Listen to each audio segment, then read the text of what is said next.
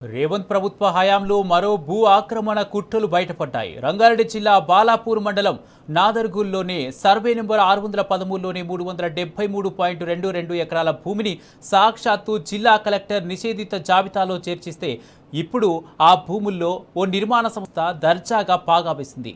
అందులో ఏండ్ల తరబడి సాగు చేసుకుంటున్న రైతుల్ని తన్ని తరిమేసింది. అధికారులు వెళ్లినా బౌన్సర్లతో అడ్డుకుంటున్నది.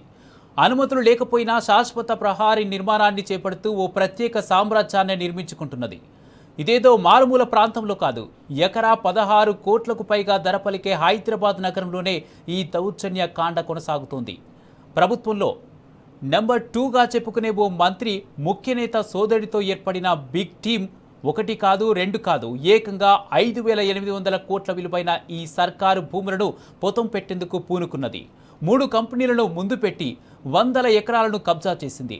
చుట్టూ ప్రహారీ కట్టి భారీ నిర్మాణాలను చేపట్టింది. రైతులను పొలాలకు వెళ్లనివ్వరు. రెవెన్యూ, పోలీస్ అధికారులను అటు చూడనివ్వరు. ప్రభుత్వ పెద్దల కనుసన్నల్లోనే ఆపరేషన్ ఆక్రమణ సాగుతుంటే పట్టించుకునే నాదుడే లేకుండా పోయాడు.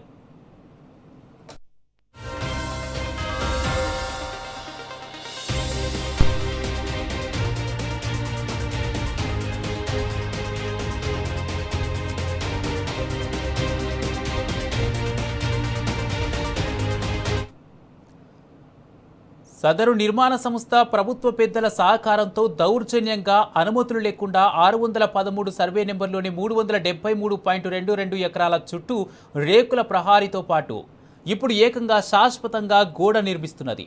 ఇదేమంటే తమకు న్యాయస్థానం నుంచి ఉత్తర్వులు ఉన్నాయని చెప్తున్నారు.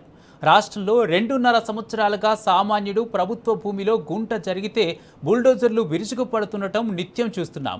కానీ హైదరాబాద్ మహానగర పరిధిలో ఎకరా 16 కోట్లకు పైగా విలువ చేసే 373.22 ఎకరాల భూములు నిషేధిత జాబితాలో ఉన్న నిర్మాణ కంపెనీ దౌర్జన్యంగా స్వాధీనం చేసుకొని కొందరు రైతులతో అనాధికారిక ఒప్పందాలు చేసుకున్న రెవెన్యూ శాఖ ప్రేక్షక పాత్ర పోషిస్తుంది. దీన్ని బట్టి తెర వెనుక ప్రభుత్వ పెద్దల నుంచి స్పష్టమైన సంకేతాలున్నట్లు అర్థమవుతుంది. తమకు పోలీసు రక్షణ ఇవ్వకపోవడంతో ప్రహారీ నిర్మాణాల్ని నిలువరించలేకపోతున్నారని బాలాపూర్ తహసీల్దార్ చెప్తున్నారు.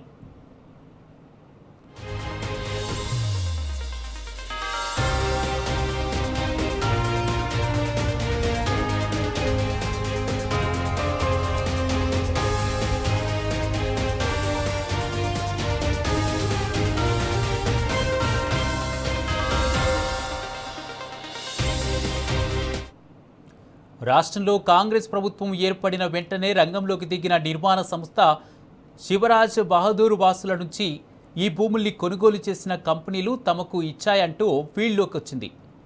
కాంగ్రెస్ ప్రభుత్వం 2023 డిసెంబర్ 7న ఏర్పాటు కాగా డిసెంబర్ 18న రాచకొండ పోలీసుల సహకారంతో ఈ కంపెనీ భూములపైకి వచ్చి రేకుల ప్రహారీ ఏర్పాటు చేసింది.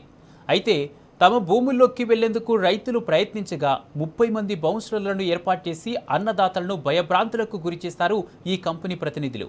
కాగా ఈ నిర్మాణ కంపెనీ డైరెక్టర్లు ఇతర అనేక కంపెనీల్లోనూ డైరెక్టర్లుగా ఉన్నారు. అయితే అందులో ఒక కంపెనీకి ప్రస్తుతం నెంబర్ 2 అంటున్న మంత్రి కుమారుడు మాజీ అడిషనల్ డైరెక్టర్గా వ్యవహరించడం గమనార్హం.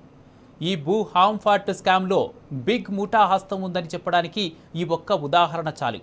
కాగా మొత్తం 143 మంది రైతుల్లో చాలా మందిని ప్రలోభాలకు గురి చేయగా మిగతా రైతులు మాత్రం భూముల్ని వదిలే ప్రసక్తే లేదని తేల్చి చెప్తున్నారు.